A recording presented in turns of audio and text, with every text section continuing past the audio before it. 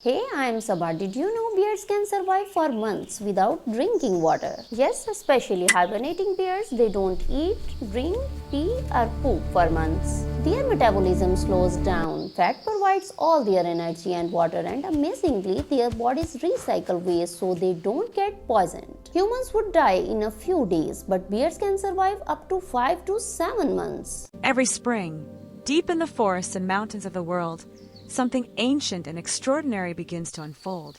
A ritual older than human civilization. A story of survival, instinct, and the fierce love of a mother. This is the secret reproductive life of bears. From the very first moment a male picks up a female's scent, to the day a tiny, blind, palm-sized cub takes its first breath in the dark of a winter den, the journey is nothing short of remarkable. So buckle up, because today we're going deep into the wild to uncover every stage of bear courtship, mating, pregnancy, and birth. And trust me, some of what you're about to hear will genuinely surprise you. It all starts in spring, roughly between May and July in the northern hemisphere, though the exact timing shifts depending on the species and how far north or south you are. After months of winter dormancy, the forest wakes up, and so do the bears. But for male bears, known as boars, this isn't just a time to eat and roam. It's mating season, and that means one thing: the search is on. Male bears will travel extraordinary distances, sometimes dozens of miles, tracking the scent of a receptive female. Their sense of smell, already 7 times more powerful than a bloodhound's, becomes their most critical tool. Females leave scent markers everywhere, on trees, rocks, trails, and males follow those invisible highways through the wilderness. But here's where things get intense. When more than one male picks up the same trail, competition kicks in. Dominant males, the bigger, stronger, more experienced ones, will posture aggressively. You'll hear deep growls, rumbling roars, and low moaning calls echoing through the trees. These vocalizations aren't random noise. They're communication. They signal strength, dominance, and intent. In many cases, smaller males will back down. But sometimes, when rivals are closely matched, things escalate into physical confrontations, biting, wrestling, swiping with massive clawed paws. Now here's something fascinating that surprises a lot of people. Female bears, called sows, are not passive in this process. They have agency. A female may actually mate with multiple males during her fertile window. Scientists believe this behavior is a strategic advantage.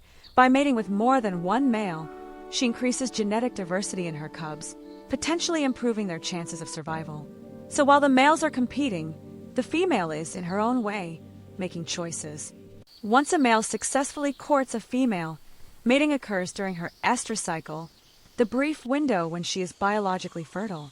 And we're talking brief, just 2 to 3 days. During this period, the pair may mate multiple times over the course of several days. Now, if you've ever seen footage of bear mating, it can look rough. Males often bite the female's neck or hold her down. But as alarming as that looks, it is a completely normal and natural part of the process. The female is not being harmed in the way it might appear. After mating, the male's role in this story is essentially over. He'll go his own way, seeking out more food and perhaps more mating opportunities. He plays no role in raising the cubs. Zero.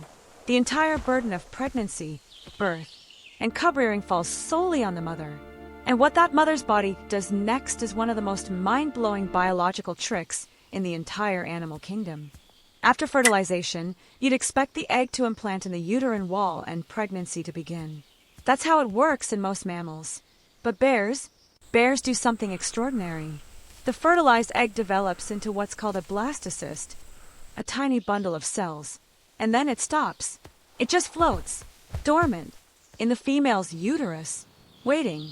This biological phenomenon is called embryonic diapause, or delayed implantation, and it can last for several months. So why would evolution produce this strategy? Because it's absolutely genius. Think about it. A bear mates in late spring or early summer. If the embryo implanted immediately, cubs would be born in autumn, a terrible time. Food is becoming scarce. Winter is coming. The mother wouldn't have enough reserves to survive pregnancy and nurse newborns through the coldest months.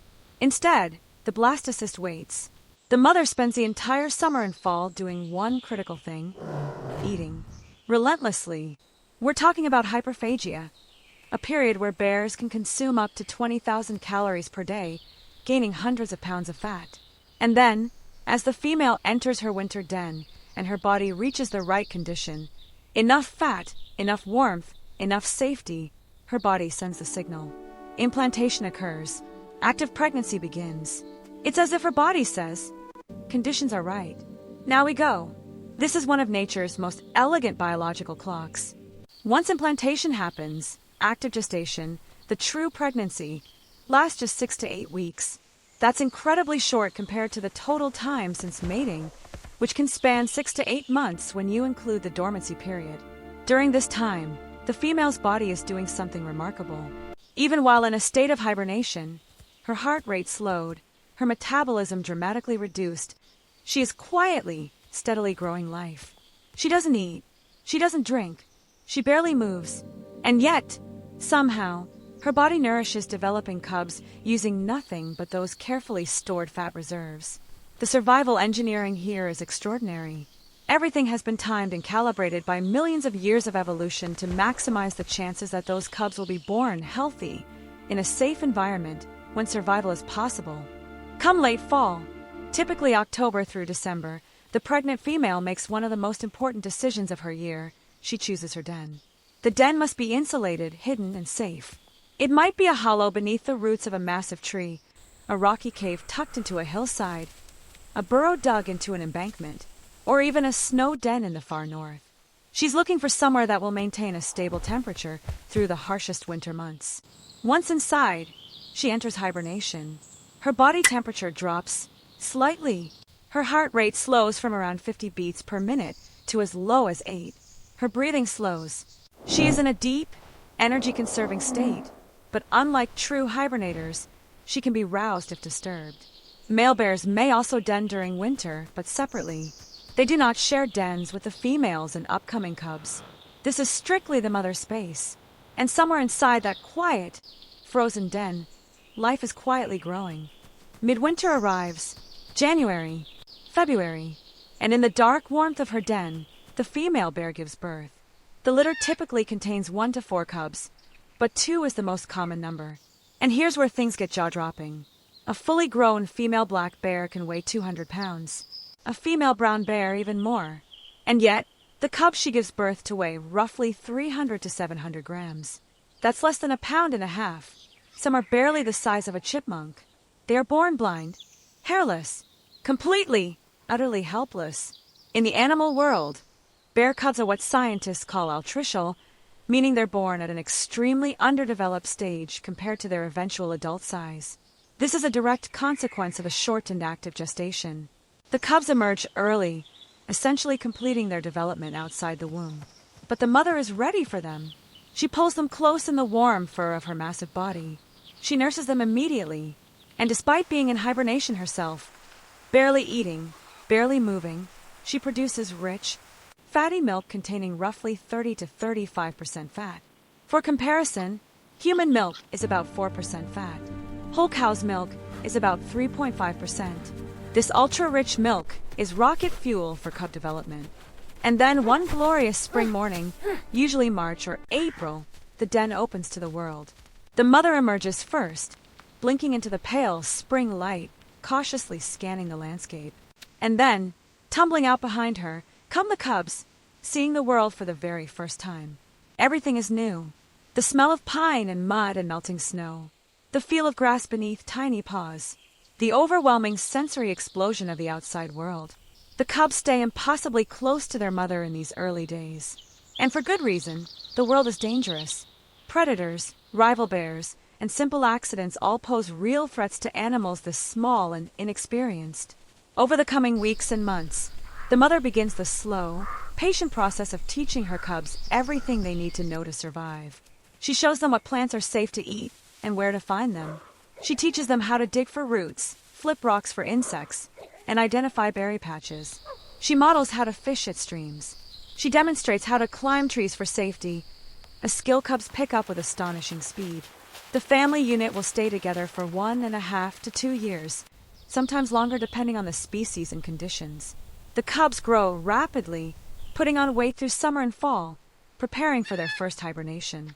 And eventually, the mother will signal, through increasingly assertive behavior, that it's time. Time for the young bears to venture out on their own. From a spring romance in the misty woods to a blind, palm-sized cub drawing its first breath in the heart of winter, the reproductive journey of the bear is one of nature's most intricate and breathtaking stories. Every step is perfectly timed, every instinct finely tuned by millions of years of evolution. The delayed implantation, the winter birthing, the impossibly rich milk, the fierce, unwavering devotion of the mother.